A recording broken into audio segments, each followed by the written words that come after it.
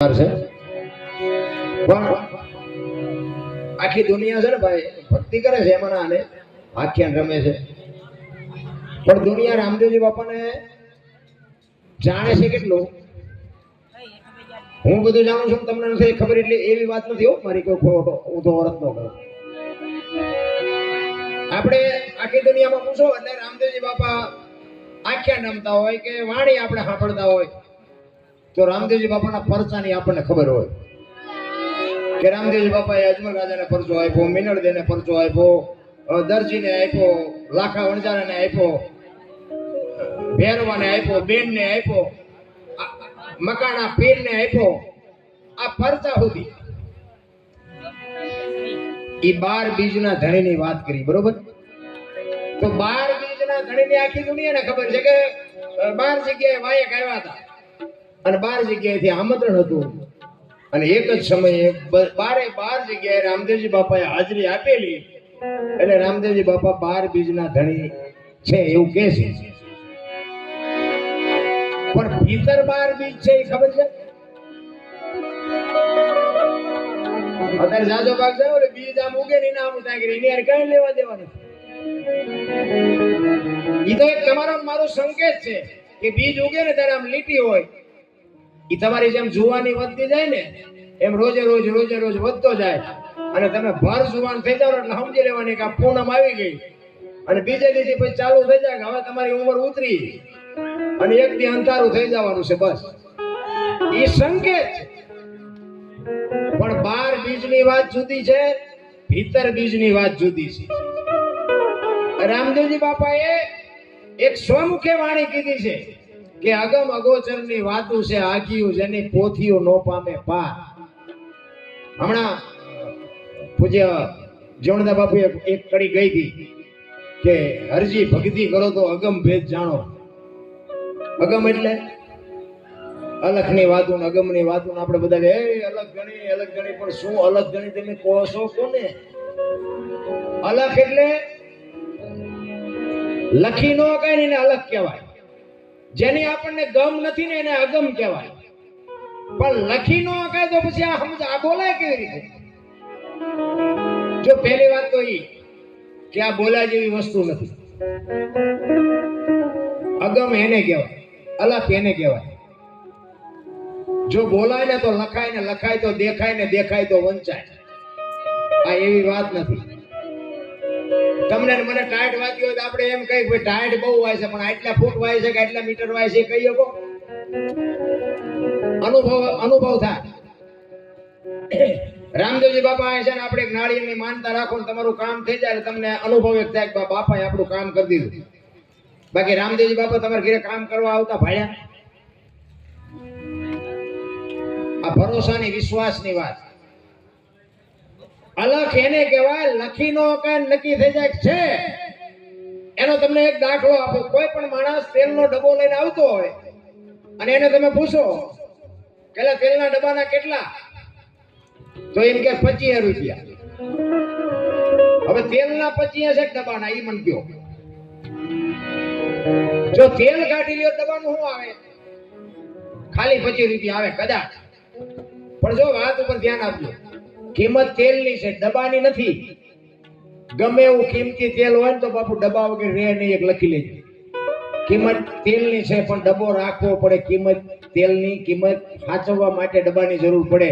એમાં દેહની કિંમત કાંઈ નથી પણ ભજન કરવા માટે દેહની જરૂર પડે. બાકી દિવાળી જ મૂકવાનો છે, દેહમાં કાંઈ છે. બીજી વાત કે તેલ કપાસિયા તેલ હોય, સિંગ તેલ હોય, પામોલીન હોય, ઈ લખવું પડે ડબ્બા ઉપર. તેલ ઉપર ન લખાય. ઈ લખાય નહીં ને એની ઉપર એટલે એને અલગ કહેવાય. મારું નામ અનોપસિંહ છે પણ આમાંથી એકાદ આવીને મને આંગળી મૂકીને કહો તો અનોપસિંહ ક્યાં છે? આ છાતી છે, આ ગાલ છે, આ કપાળ છે, આ માથું છે તો અનોપસિંહ ક્યાં? આ ઈ ડખા છે એટલે હું ગામે ગામ રખડું છું. ઈ જડે પછી હું ન ચડવાનો. તમને દાસી જીવન એક દાસી જીવને બાપુ 18 ગુરુ કર્યા, કઈ બાપુ નક્કી થયો હજી આપણે એક ગુરુના ઠેકાણા નથી. 18માં ગુરુ ભીમ મળ્યા ને બ્રહ્મણા ભાંગી તેથી બાપુ પાર આવ્યો. તમારો મારો શું પાર આવે ભલા મને? તમારી અને મારી બાપુ વેદના નથી, પીડા નથી. તમને ખેતી કરવાની પીડા થાય, ઢોર રાખ્યા હોય તો ઢોરની પીડા હોય, છોકરા ભણતા હોય એની પીડા હોય, એમાં બધો સ્વાર્થ છે. આ બધું તમે કરી શકો તો ઓલાને મેળવવાનું ન કરી શકો. આ જેટલું દેખાય છે ને એટલું બધું આ ભગવાને આમાંથી કાંઈ ઊભું નથી કર્યું, આપણે ઊભું કર્યું. આ માંડવા ભગવાને નાખ્યા, આ લાઈટોના દીવા ભગવાને કર્યા છે, આ ભૂંગરા બધું ભગવાન લાવ્યો છે. એટલે આટલું બધું તમે કરી શકો તો ભગવાન નો આપણી પાસે આવી શકે. મને તમારામાં ભગવાન દેખાય ને તમને મારામાં દેખાય તો સમજી લેજો કે આખી દુનિયામાં છે. નગર ગોતું અહીંયા ગોતજો, જો જડે તો મને કહેજો કે આ જગ્યાએ છે. મને તમારા બધામાં દેખાય છે, તમને મારા ન દેખાતો હોય તમારા ભાઈ, મને શું? મને એવું દેખાય છે કારણ કે આ હું વાતો કરું એ કોને ખબર નથી. હે રામ વનમાં ગયા હતા અને કૃષ્ણને ભીલે બાણ માર્યું હતું, દ્રૌપદીના ચીલ લૂંટાતા હતા, આમાં કોને ખબર નથી? બધાને ખબર છે. હું આ સાંભળીને કામ હોય. પણ મને એવું લાગે કે સામે બેઠા ભગવાન છે તો જ આ વાતને બાપુ તાજી કરવા હાટું મારો ભગવાન સાંભળતો હોય. બાકી મારી શું હસ્તી હતી હું બોલું ને તમે સાંભળો ભલા મારા. ભીતર બીજ છે ને, ભીતર બીજ રામદેવજી બાપાની કઈ જુદી છે. ઓમકાર બીજ ને ઓહમ બીજ ને નાદ બીજ ને બીજ બુંદ ને રજ બીજ ને વિરજ બીજ ને બાપુ આવી 12 બીજ બાપુ અંદર છે. અને અંદરનો અનુભવ થાય ને તેથી સમજી લેજો તમે માણા થયા છો.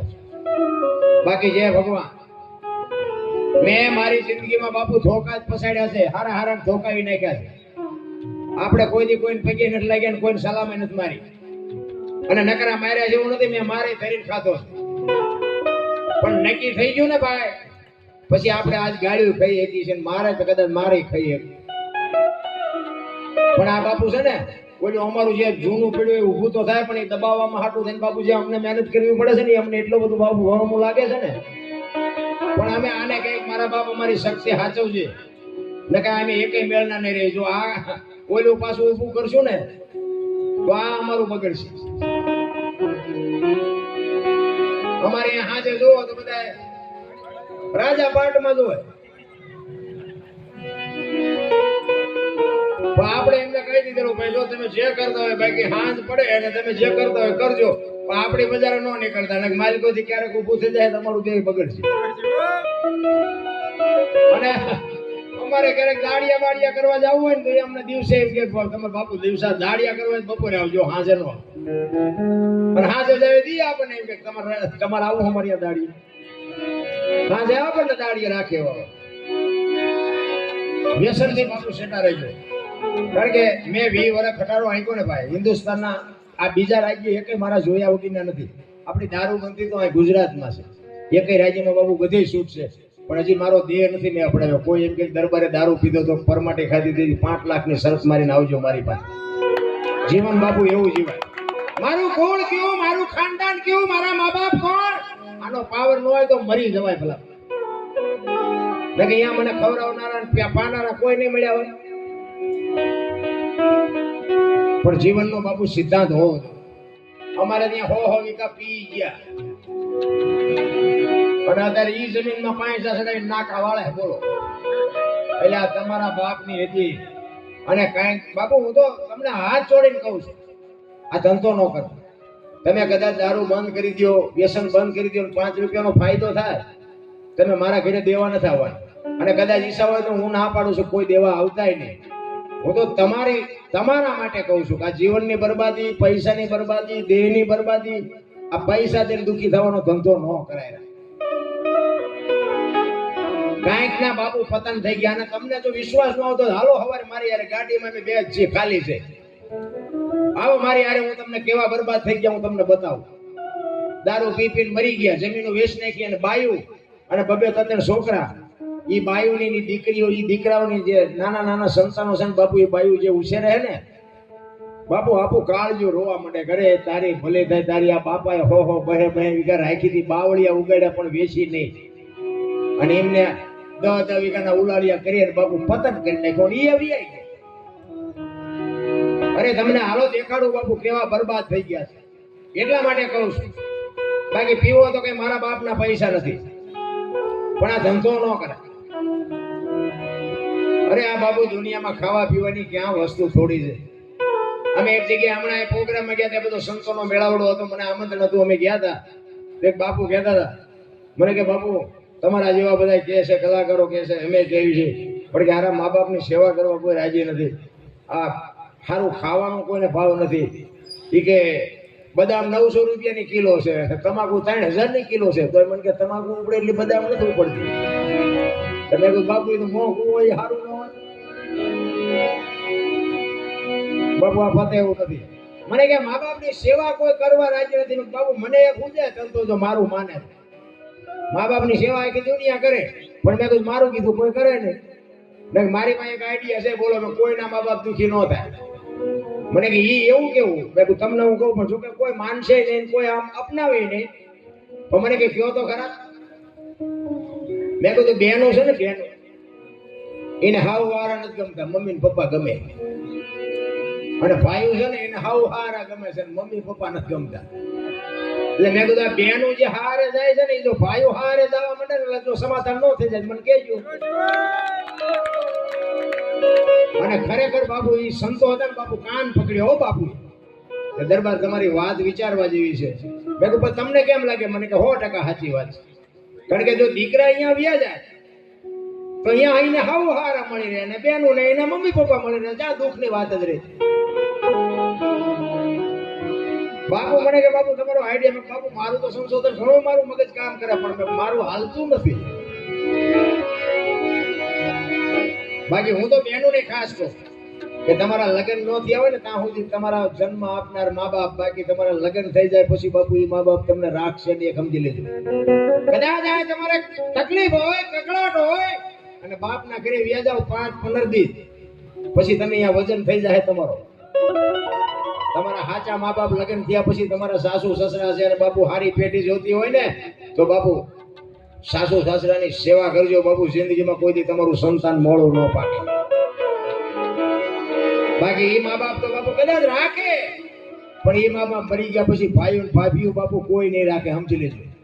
પછી એકે મેળના નહીં. જે ઈશ્વરે આપ્યું હોય ને એ આપણા ભાઈ જોઈને જ મળ્યું હોય. માવતરે તો બાપુ સારું જ ગોત્યું હોય. અને બહેનોને હું એટલા માટે કહું છું, તમે શક્તિનો અવતાર.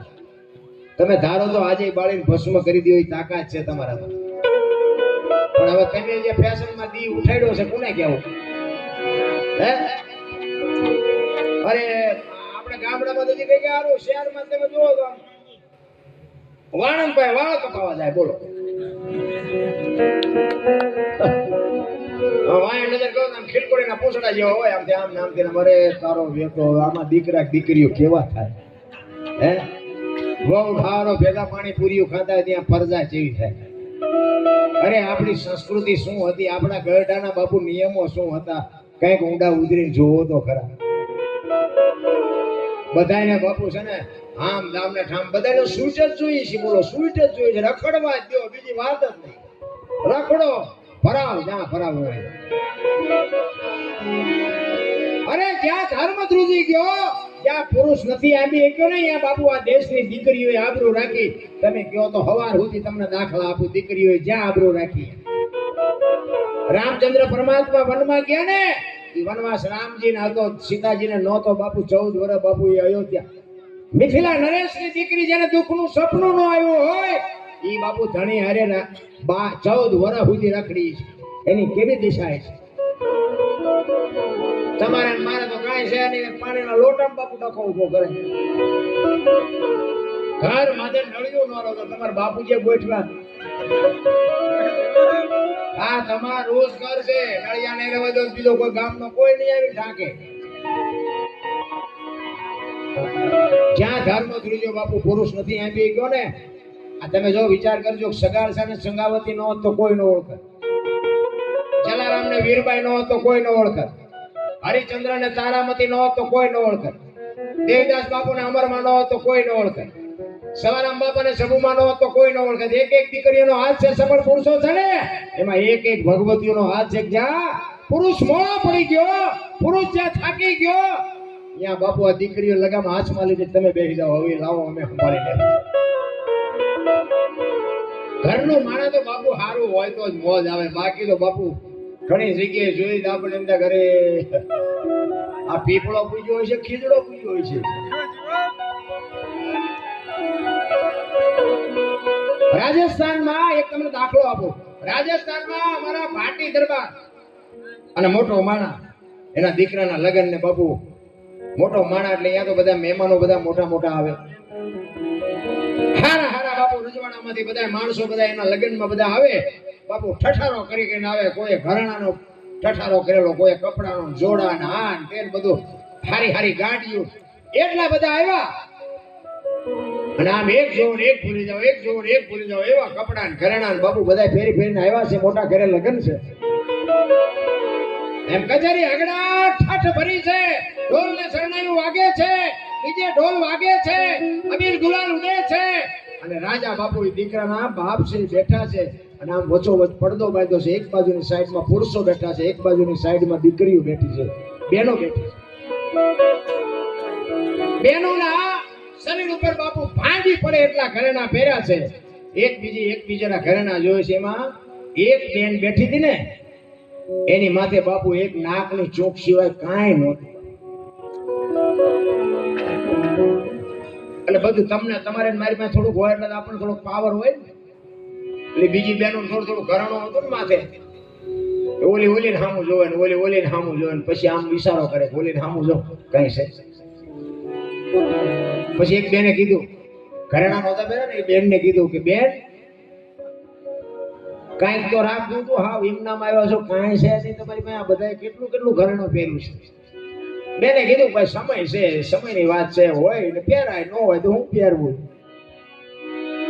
ઈ કે પણ કાંઈક તો રાખવું તું, આ જો આમને કેટલું પહેર્યું, આમને કેટલું પહેર્યું, આમને કે હા તમારી પાસે છે તમે પહેર્યું, મારી પાસે નથી એટલે હું નથી પહેરી લાવી. અને વાત કરતા વાર લાગે એમાં એક દરબાર બાપુ ઘોડે માથે બેહી અને આવ્યા અને આમ ઘોડે ઉતર્યા અને આમ ડેલામાં ગિરાન બાપુ હાકડા ઠઠ બાપુ આખો ડાયરો ઉભો થયો. પધારો દરબાર પધારો, આવો આવો આવો. અને એ ઘરેણા વગરની બેન હતી ને એ બેને ઓલી બીજી બહેનોને કીધું, બેનો બાઈજી આ તમે જે ઘરેણા પહેર્યા ને એ તમારા ઘરેણા તમને મુબારક, પણ આ ડેલામાં જે અત્યારે આવ્યું ને મારું ઘરેણું છે. તમારા ઘરેણા એ કેટલાય આવ્યા છે, કોઈ ઊભું ન થયું, કોઈ હામું ન થયું, આવ્યું નહીં મારું ઘરેણું છે. આવું જો એકાદું ઘરેણું હાંસવું હોત ને તો દુનિયામાં નામ થઈ જાય.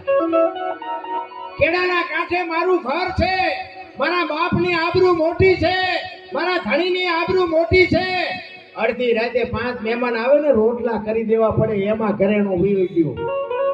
આ મારા ધણીને આખી દુનિયા ઓળખે છે ને, આવી તમે કઈક મોડી કરજો. આ ઘરેણાની કોઈ કિંમત નથી. જો આ તમારા ઘરેણા સામું કોઈ નથી જોતું, મારો ધણી આવ્યો એના સામું આખી દુનિયા જોવે છે. એમ જિંદગી કઈક એવી જીવાય બાપુ. દુનિયામાં કોક માગણ હોય ને, માગણ એને એમ થાય હાલો ફલાણા ભાઈ ઘરે જાય, અહીંયા રોટલો મળશે.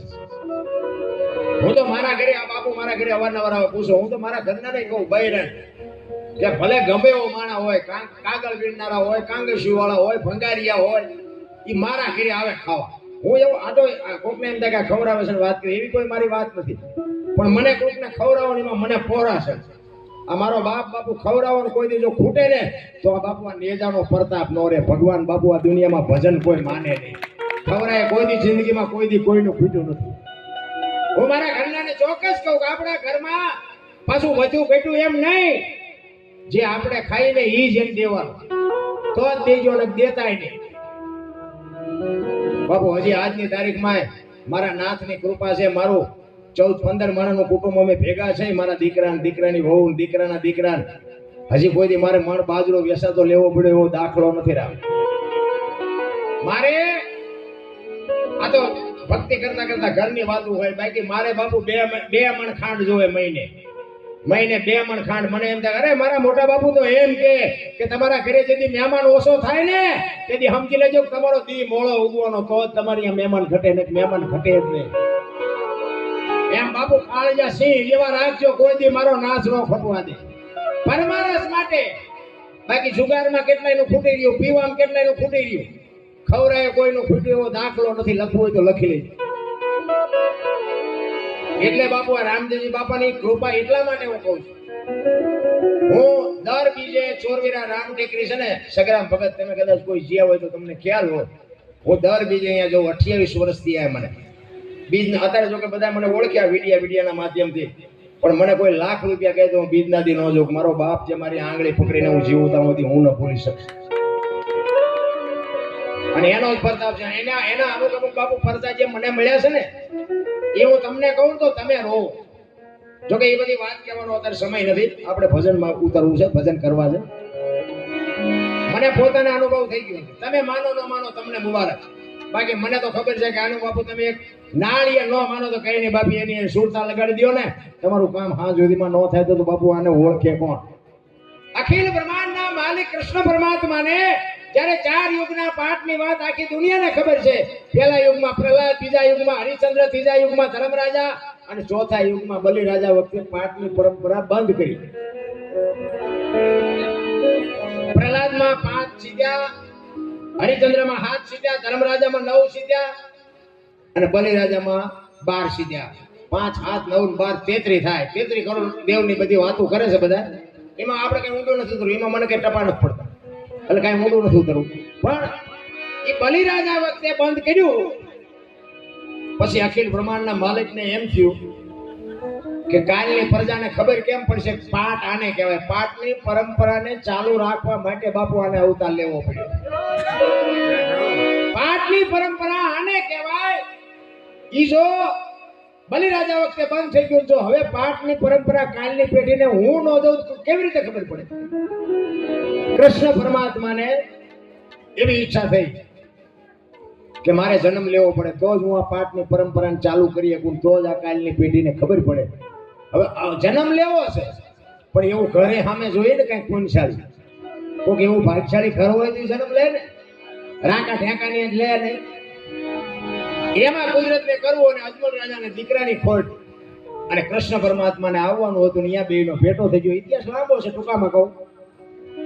અને અહીંયા કૃષ્ણ પરમાત્મા અજમલ રાજાને વરદાન આપે છે કે તમારા ઘરે દીકરો થશે. અને અજમલ રાજા કૃષ્ણ પરમાત્માને કહે છે પ્રભુ તમે દીકરો થઈને આવો તો.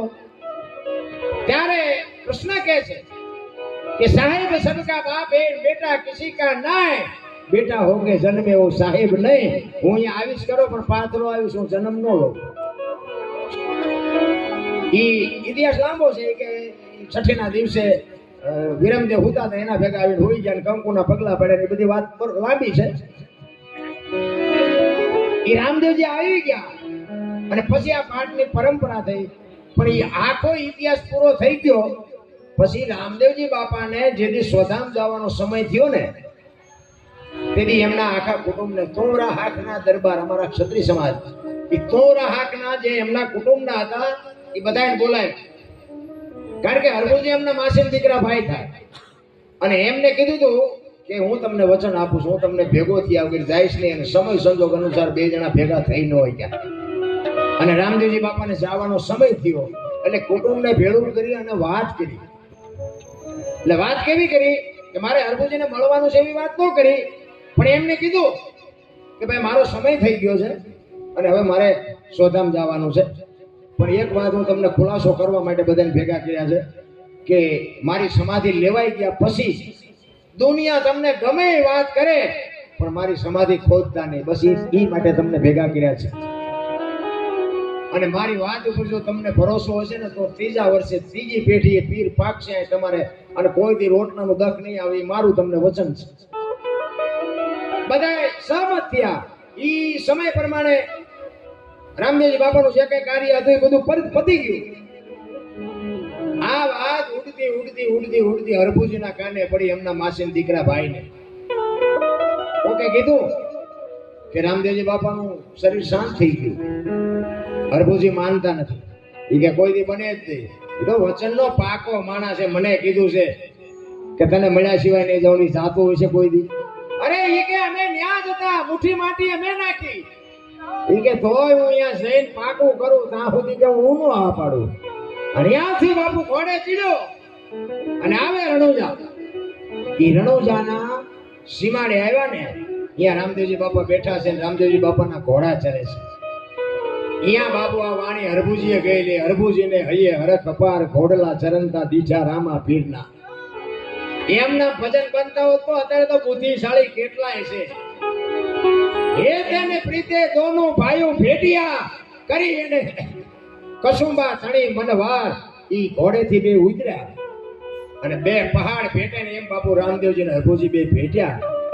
અને હરભુજી કહે છે રામદેવજીને કે મેં તો આવી વાત સાંભળી હતી, હું તો તાબડતોબ આવ્યો. અને રામદેવજી બાપાએ વાતનો ગોળો ટોળો કરી નાખ્યો કે ભાઈ આ તો દુનિયા છે, ગમે એવી વાતો કરે. બે આપણે ઘણા ટાઈમથી કહુંબો નથી પીધો, કહુંબો બનાય એ કહુંબો બનાવ્યો અને બે પીધો અને પછી રતન કટોરો, અમલની ડાબલી, વીર કેટીઓની 3-4 વસ્તુ બાપુ સમાધિમાં મૂકી હતી ને, એ સમાધિમાં મૂકી હતી. રામદેવજી બાપાએ હરભુજીને આપી, ગાલ્યો આ તમે લઈ જાઓ, જાઓ હાથ કરતો ઘોડો આવતો તો અને ચોરે બાપુ આખો ડાયરો સોફરસ બેઠો હતો અને બધા જોવે છે કે ભાઈ જેવો ભાઈ વેગનો આ ઘોડા ઉપર બેહીને આવે અને શરમ નહીં આવતી હોય. અને અહીંયા આવી ઘોડો ઉભો રાખ્યો. ઈ કે શું બધા બેઠા છો? ઈ કે શું ભલામણ વાત કરે છે? રામદેવજી બાપા વિયાઈ ગયા અને 3 દી થયા તું કહેશ કે શું બેઠા છો? હરભુજી દાંત મીડા કાઢવા કે રામદેવજી મનાટણ સીમાડે મળ્યા તો કે આખું ગામ ખોટું, તું હાચો. બધી વસ્તુ આપી દી, વસ્તુ દેખાડી બાપુ અને બધાને શંકા જાગી હો. ઈ કે આપણે સમાધિ બજાઈને આવતા રહ્યા પછી માથું મારી નીકળી ગયા, હાલો કે ખોદવી છે. ગયા બધા અહીંયા જે આમ ખોદવાની તૈયારી કરીને બાપુ આકાશવાણી થઈ હો, હે તમારી જાત ના હોય કે મેં તમને શું કીધું. હવે આ કાયમ દુકાળ પડશે ને કે હવે હું સૌરાષ્ટ્રમાં જઉં છું, પેલું પીરાણું આપણું ગેબીનાથ ને પાળિયાદ. આજ બાપુ કોઈ ગામ એવું નહીં હોય કે રામદેવજી નું મંદિર ન હોય, રામદેવજી ના નેજા ન હોય, રામદેવજી નું મંડળ ન હોય, એવું એક ગામ નહીં હોય. અને તમારે રણુજા જવું હોય જ્યાં નકરી ધૂળ ઉડે કાંઈ છે નહીં. નકર એનું કીધું બાપુ જો કર્યું હોત ને તો રાજસ્થાન આજ બાપુ હોનાનું હોત, હોનાનું. અને ઈ આકાશવાણી થઈને પછી બાપુ હરભુજીને ખબર પડે કે અરે તારી ભલી થાય તારી, આ તો વિયો ગયો તો મને મળવા આવ્યો. પછી બાપુ હરભુજી જે રોયો છે ભાઈ, હા અરે મારા બાપ, મને આવી ખબર નહોતી કે તું વયા ગયા પછી મને મળવા આવ્યો. હું તારા પગ નો ચાલી ગયો, હું તને ઓળખી ન ગયો, હવે તને મળવું હોય તો મારે શું કરવું પડે? તેથી હરભુજીને આકાશવાણીમાં બાપુ રામદેવજી કહે છે કે હવે હું તમને નહીં મળું, પણ ચોખા ઘીની જોત, ગુગળનો ધૂપ, ધોળી ધજા અને મારા નામના 5 ગાણા ગૌરવજે. હું કોઈ પણ સ્વરૂપે આવીશ. બાકી આજ તમને ભરોસો હોય કે ન હોય, બાકી મને ભરોસો છે કે આમાં ક્યાંક બેઠો હોય. તમને ભરોસો ન હોય, તમને મુબારક. બોલ રામદેવજી મહારાજ કી. રામદેવજી બાપાનું બાપુ શું આપણે વાત કરીએ ભલામણા. રામદેવજી બાપા હરભુજીને કહે છે, ધોળી ધજાની વાત કરી છે. આપણે બધા લીલી ચડાવે, શું કામ ચડાવે મને બહુ ખબર. મેં સંતોના મોઢે એવું સાંભળ્યું છે કે ધોળી ધજા. અરે રામદેવજી બાપા એવું કીધેલું કે ધોળી ધજા, ચોખા ઘીની જોત અને ગુગળનો ધૂપ અને 5 નામ ભગવાન મારા નામના લેજો. હું અહીંયા હાજરી આપીશ. બાકી જોત ઉપર ભરોસો રાખજો, હું સ્વમુખ તમારી સામે નહીં આવું. તમને ભરોસો હોય તો આમાં છે, નો ભરોસો હોય તો નથી. આ તમને બાંધ્યા તમે આવ્યો, હવે તમારે કામ થતું નથી. આ બોલ્યો તમને રાખે તો જ તમે રહો, નથી તમે રહો. હું કઈ રૂપાળો છું મને સાંભળો છું, પણ એની બાપુ કૃપા છે કે મારા નામના ગાણા ગવાતા હોય ને એની હાજરી હોય ને તો આપણને આ શાંતિ જ હોય. પછી બાપુ હરભુજી રોવે અને રોતો કહે છે, શું કહે છે? હે મારા બાપ, હવે તને મળવું હોય તો શું કરવું પડે? રામદેવજી ના પાડે છે. પછી કહે છે